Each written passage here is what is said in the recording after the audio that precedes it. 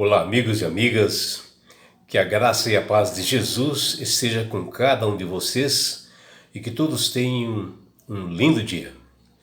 Vamos estudar a lição e hoje, quinta-feira, 2 de março, a lição 9, ela tem como título Vencendo a Cobiça.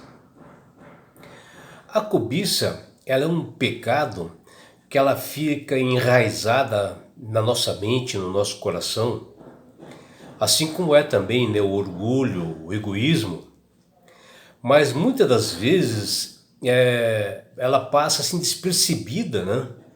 E por isso que pode ser tão mortal e enganadora, porque ela fica fixada na nossa mente. Vejam, se nós já temos alguns pecados comuns que já são difíceis, né, de ser suplantados, como é o caso da mentira, do adultério, do roubo, da idolatria, imagine a cobiça que ela origina outros pecados, né? E contudo, esses são, assim como eu tinha mencionado, como o adultério, né, e o roubo, e a própria idolatria, eles são assim, atos assim, externos, né, sobre as quais nós temos que pensar antes de cometer. E é por isso que nós temos que vencer esses pecados com o poder de Deus. E é por isso que 1 Coríntios capítulo 10, versículo 13, Deus faz uma grande promessa para todos nós, que é muito importante para nós vencermos a cobiça.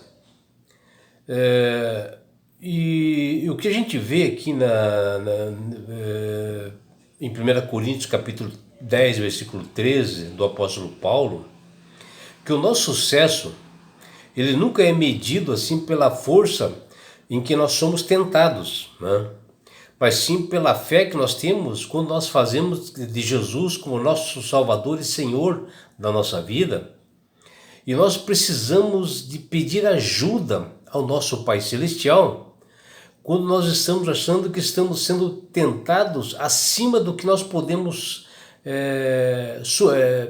ter forças para suplantar.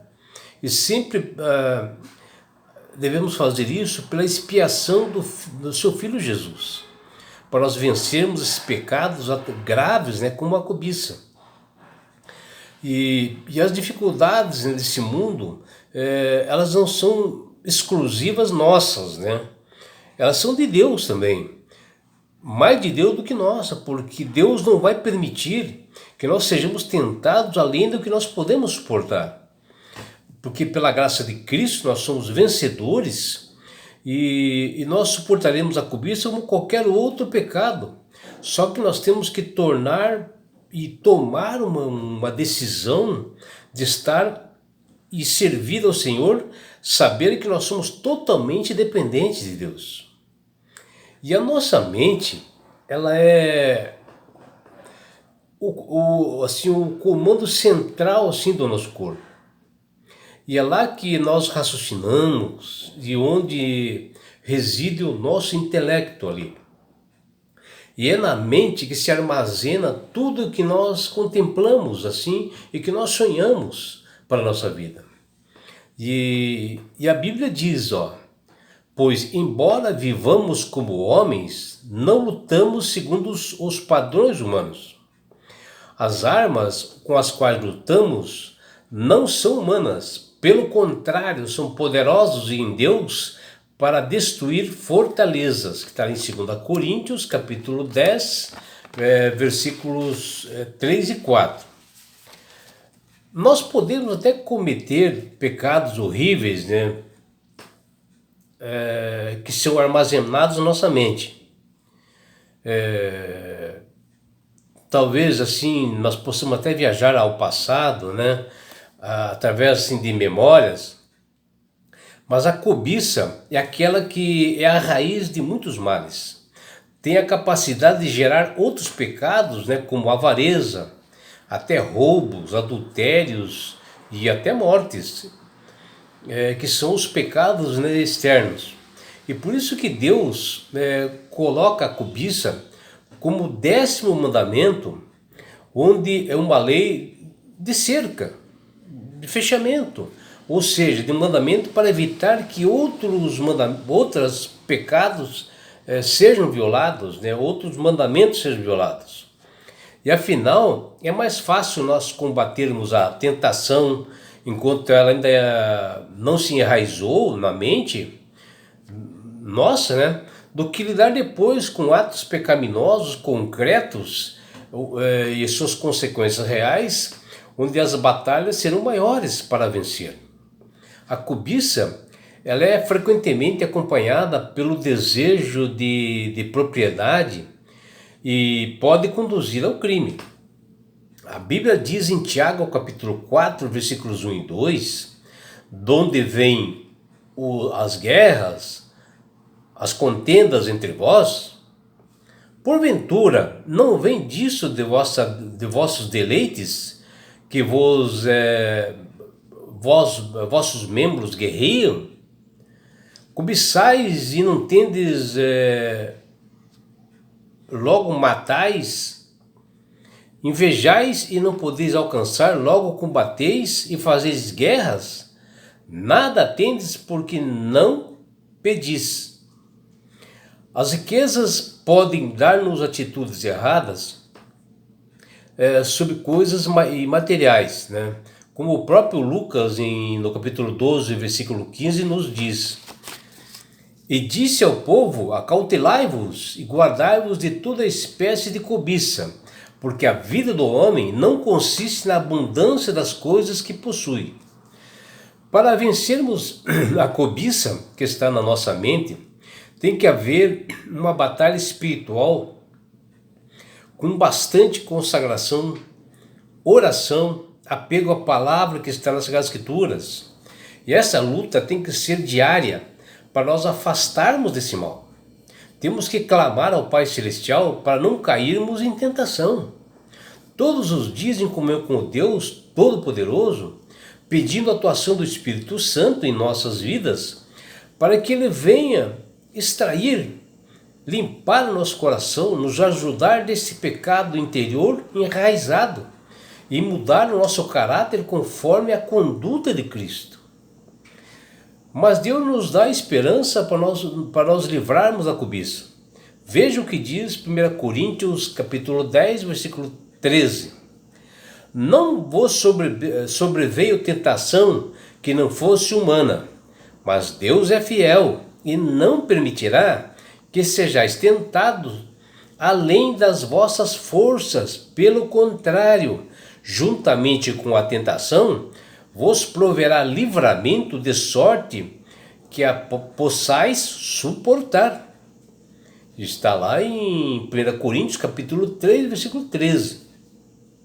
Onde aqui Deus está falando que não existe uma tentação além de que nós podemos suportar, nem que seja a avareza, a ganância, ou até mesmo a cobiça, onde nós podemos controlar e não deixar que se fixe na nossa mente. E Deus fala que nem que existisse assim, uma tentação além de nossas forças, Ele, Deus, não deixaria que acontecesse, atuaria de imediato contra o inimigo. E aqui mostra para todos nós que nós somos tentados por Satanás pela nossa própria cobiça, às vezes por nossa vontade. Deixamos que o inimigo se introduza na nossa vida. Daí, quando a cobiça ela se fixa no nosso coração, pela nossa própria concupiscência, ou seja, pela nossa própria natureza pecaminosa, e assim mesmo Deus nos provém o livramento pelo seu amor, pela sua graça, pela sua misericórdia, que Ele nos dará a vitória.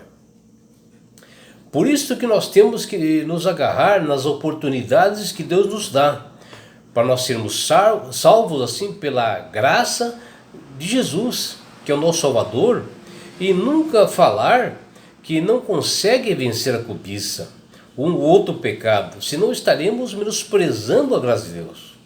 E nunca achar normal ser pecador, ou que nós não podemos vencer os vícios instalados na nossa mente, como a cobiça, por exemplo, que dá origem a outros pecados gravíssimos, né?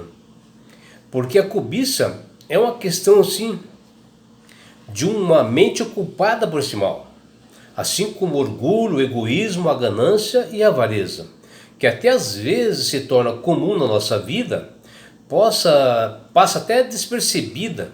E isso é muito grave, porque pode ser mortal e levar a outros enganos. Se todos os nossos pecados mais comuns, que são óbvios, né, como a mentira, o próprio adultério, o roubo, a idolatria, imagine aquele que é o originador de todos esses, que é a cobiça.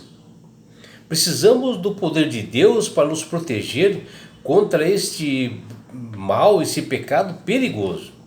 E nós temos 3 segredos para nós vencermos a cobiça. Bom, primeiro, a ação primeira é aceitar a Jesus como Salvador e Senhor da nossa vida. Ter uma comunhão diária com Ele, servir a Deus e fazer com que Ele faça parte da nossa vida e da vida da nossa família. E o próprio Jesus nos diz: escolhe hoje a quem vão servir. Eu e a minha casa serviremos ao Senhor, disse Josué no capítulo 24, versículo 15.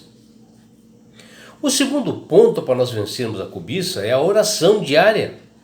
E é tremendamente importante ao cristão. E o próprio Mateus menciona no seu capítulo 6, versículo 13, que ele nos diz, e não nos deixeis cair em tentação, mas nos livra do mal, pois teu é o reino, o poder e a glória para sempre. Essa oração foi ensinada, né, pelo próprio Jesus,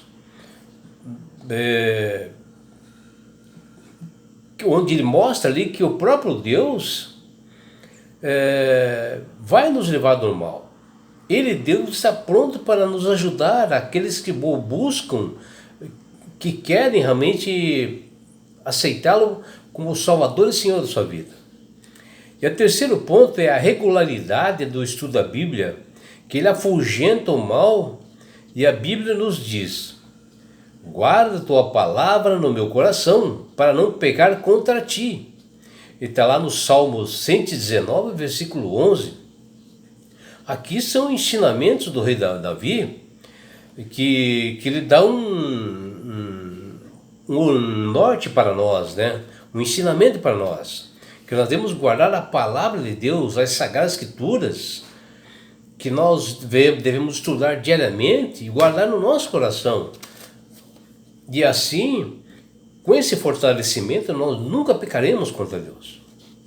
E Jesus diz que nós devemos resistir ao diabo. E as suas tentações dele, Jesus, né, quando ele estava lá no deserto, foram de dia e de noite, eram noites inteiras, né? Ele aproveitou Jesus para estar em comunhão com o Pai, para se fortalecer, sempre orando. E nós temos que copiar essa forma realmente de afugentar o diabo.